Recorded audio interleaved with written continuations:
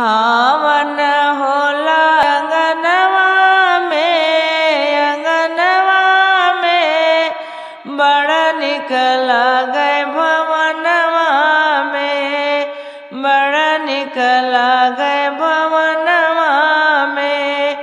पहिला हवनिया अयोध्या में होला, पहिला हवनिया अयोध्या में होला दशरथ जी के अंगनवा में, अंगनवा में बड़ा निक लागे भवनवा में।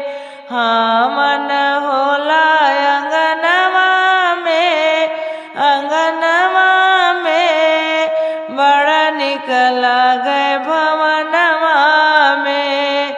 दूसरा हवनिया जनकपुर में होले, दूसरा हवनिया जनकपुर में होले जनक जी के अंगनवा में, अंगनवा में बड़ा निक लागे भवनवा में।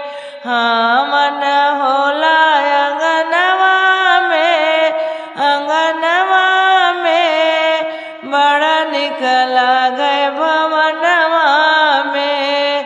तीसरा हवनिया गोकुला में होले, तीसरी हवनिया गोकुला में होले नंदा बाबा के अंगनवा में, अंगनवा में बड़ा निक लागे भवनवा में।